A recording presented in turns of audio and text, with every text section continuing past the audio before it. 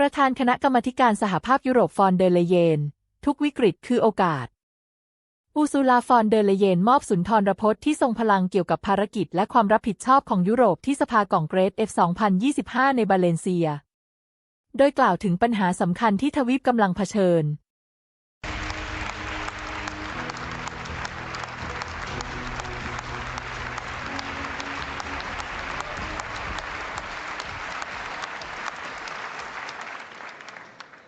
Thank you very much, my dear friends. Dear Manfred, dear EPP family, it's wonderful to be here today, and a very special thank you to you, Alberto Fejo, for your amazing hospitality.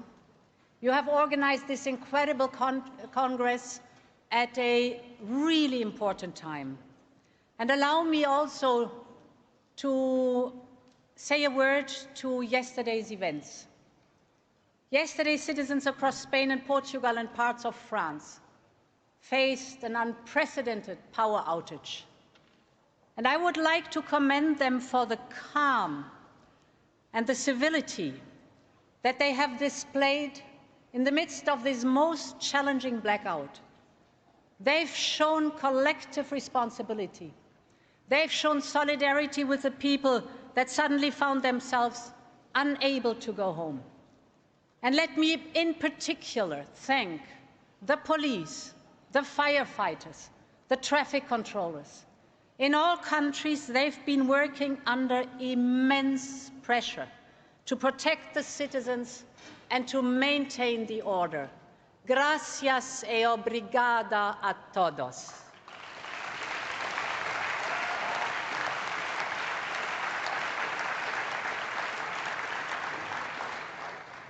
This EPP Congress is a reunion of friends, and I particularly want to pay tribute to my dear friend Manfred. Manfred, you are known as an outstanding leader. Last summer, it was an honor and it was a pleasure to hit the campaign trail with you. And my friends, look at what we have achieved together. We scored a resounding victory in the European elections. We are by far the largest group in the European Parliament. Roberta's leadership won her a second well-deserved mandate. And we have one of the largest EPP teams ever in the European Commission, and it's great to see so many of you here today. Dear Manfred, you have made EPP strong. And a strong EPP means a strong Europe. So you have my full support to lead us for another term as president of EPP.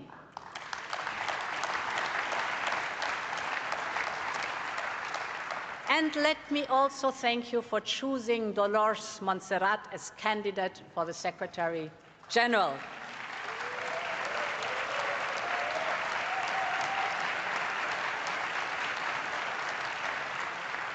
Dear Dolores, thank you for putting so much passion in everything you do. You're a great choice to be the first woman Secretary General of our party.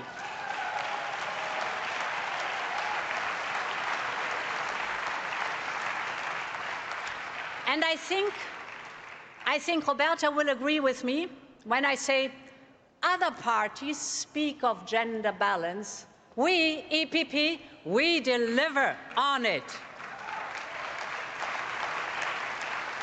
And dear friends, just over a year ago, I stood in front of you in Bucharest to ask for your support.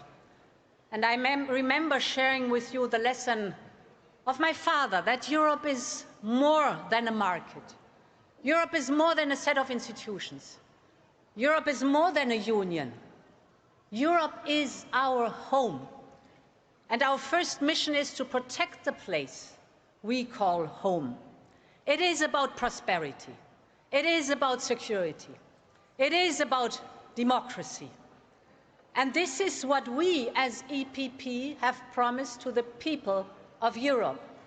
And they have entrusted on us to deliver on this promise, because they know leadership that is equivalent with EPP.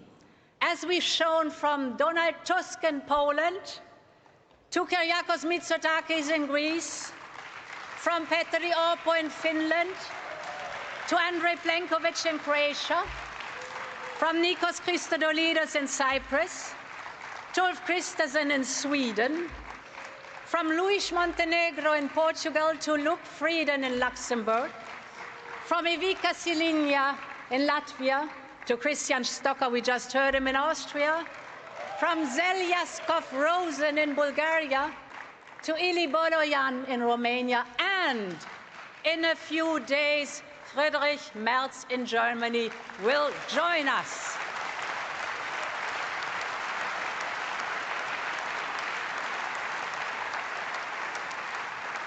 And my friends, all of you here, from ministers to mayors, from European Parliament to local government, you know the simple truth. With greater power comes greater responsibility. And my friends, today is also the day to say again very clearly, we are willing to take on this responsibility. EPP means leadership, and we will deliver for Europe on all levels. That's our promise.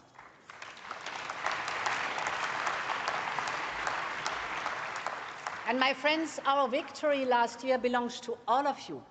But we also know that election day is never a finish line. It's the moment to hit the ground running. And this is what we've done from day one on.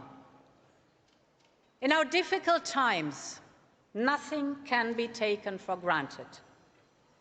For decades, free trade has been a driver of global prosperity.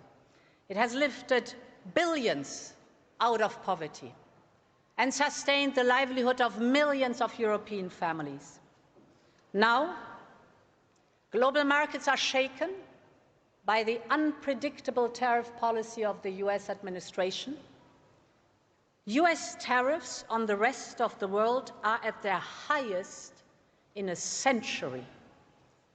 The IMF issued a stark warning last week, and that is no surprise, because tariffs are like taxes.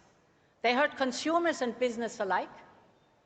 They affect Wall Street as well as Main Street. Millions of citizens will face higher grocery bills. Medicines will cost more. Transportation will cost more. Inflation will go up. And this is hurting, in particular, the most vulnerable citizens. Business, small and big, suffer from day one. Greater uncertainty, disruption of supply chains, burdensome bureaucracy.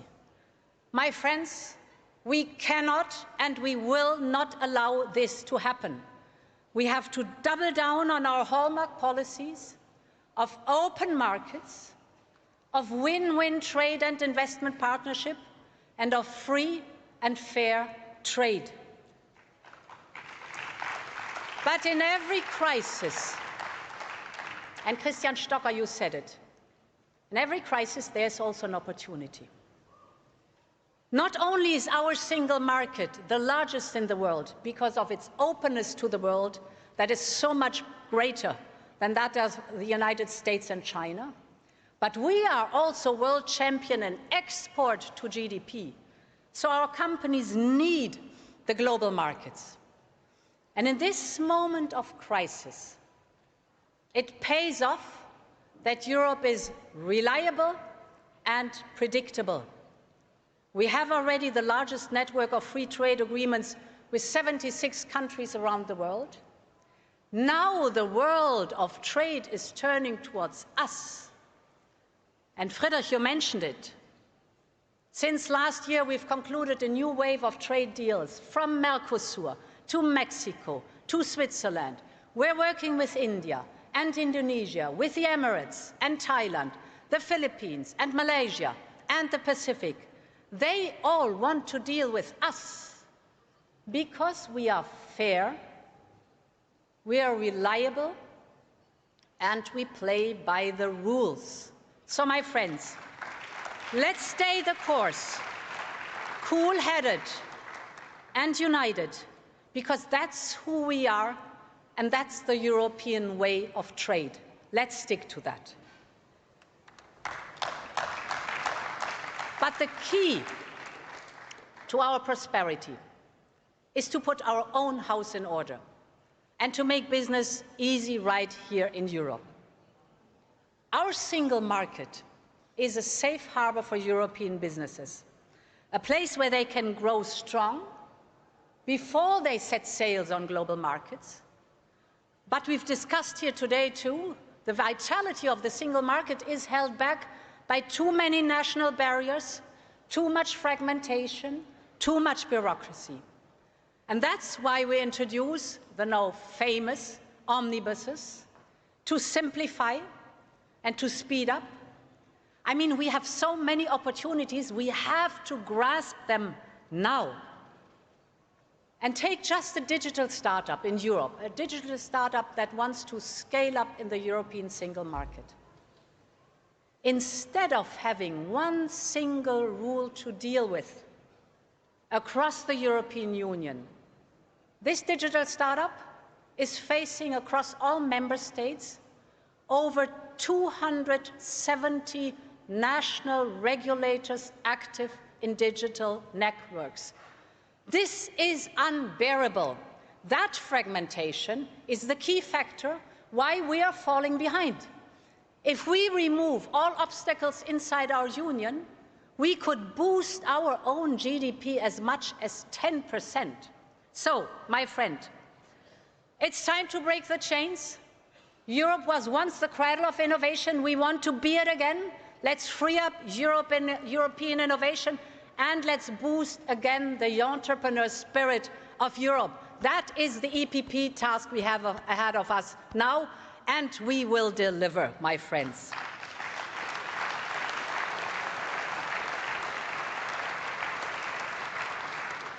And this is the moment to stand up also, not only for our strength, but also for our values. We don't invade our neighbors, and we don't punish them. On the contrary, there are 12 countries who absolutely want to become members of the European Union. That's round about 150 million people. In Europe, children can go to good schools independent of their parents' income. Controversial debates at universities are welcome. We consider freedom of science and research as fundamental, not only because it is a core value of us, but also because this is how excellence and innovation thrives. And this is why Europe is open to the best and brightest. This is why we will make proposals to help them choose Europe. Because we want scientists and researchers from all over the world to make Europe their home and to make Europe the home of innovation again. That's the moment to act right now, my friends. It's a very special moment to attract the best and the brightest. But now is the moment to act. Choose Europe.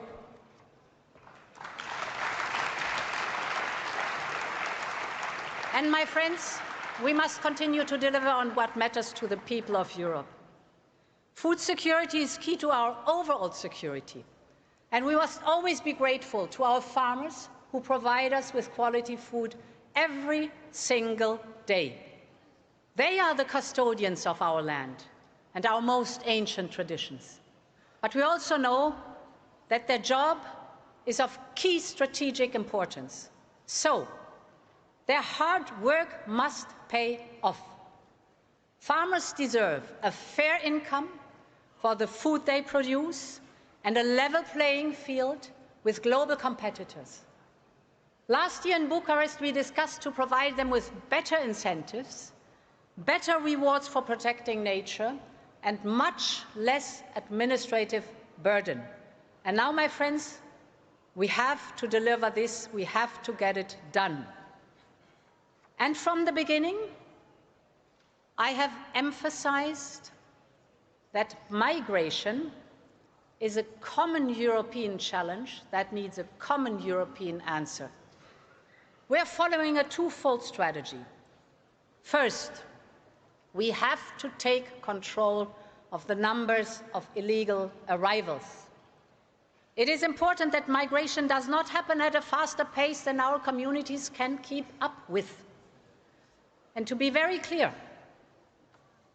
we will fulfill our international obligations. We've done it in the past, we do it today, we'll do it tomorrow. But it is us, the Europeans, who decide who is coming to Europe and under what circumstances, and not the smugglers and traffickers. Since the start of this year, illegal border crossings have gone down by 30%. And this shows that our engagement with our southern neighbors delivers. And we will continue this work. And second, we have to implement the Migration Pact and Asylum Pact. We have a new body of law that helps us to put our house in order. Let's focus on doing this. And we need better results on return. My friends, it cannot be that only 20% of those who have a negative asylum decision actually leave Europe.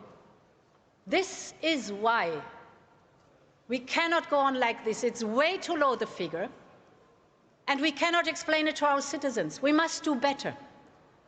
And this is why last month we proposed new legislation, because being tough on illegal migration allows us to pave the way for much-needed labor migration, because Europe should always be open to more talent and more skills. And finally, dear friends, security for Europe also means doing our own defense. The threat posed by Russia will not go away. And we know that the American focus will increasingly shift towards other regions. So there is no doubt peace in Europe requires that we take much greater responsibility for our own defense.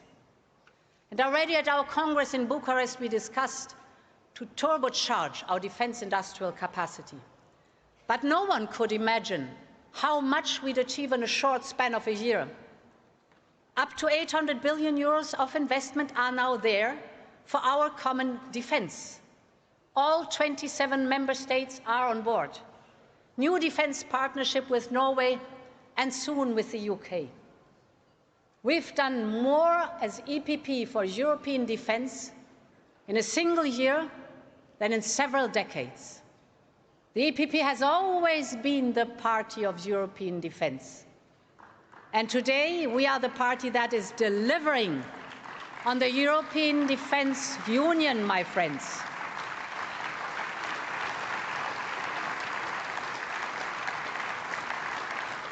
This was the dream of de Gasperi and Schuman and Adenauer. And now their dream is coming to life.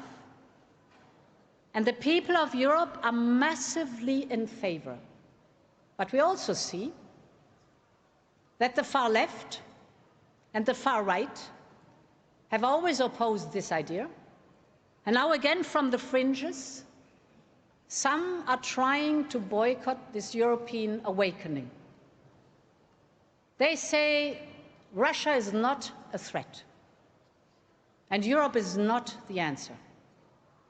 So let me be very clear.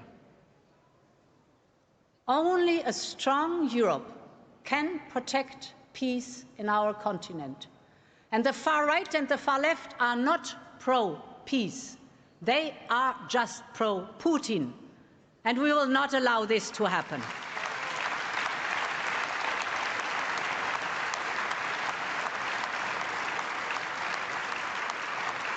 We all have seen how Putin negotiates. We all have seen how Putin negotiates. Just 2 weeks ago, on Palm Sunday, Putin launched ballistic missiles on people going to church. He has proven time and again that he cannot be trusted and he can only be deterred. For just and lasting peace, we must continue to stand with Ukraine with more military and financial support, with more pressure on Russia, and yes, with a clear pathway for Ukraine to join our European Union. And our message to Ukraine is very clear. Your freedom is our freedom. Your security is our security. And your future is in our European Union. And my dear friends, we in EPP stand for a democratic Europe, where the people decide and where they are masters of their own future. This has been our guiding light ever since the EPP was born back in 1976, 50 years ago come next year. That's when our founders joined forces and laid out the first EPP manifesto. The title was Together for a Europe of Free People. 50 years ago. And this is the aspiration that has guided us for half a century. And it must still guide us today. A Europe of free people, free to choose our path, free from fear and oppression, free to shape our European home. That is the soul of the EPP. It was our first motto, it remains our mission and our moral duty. So long live the European People's Party and long live Europe. Thank you so much.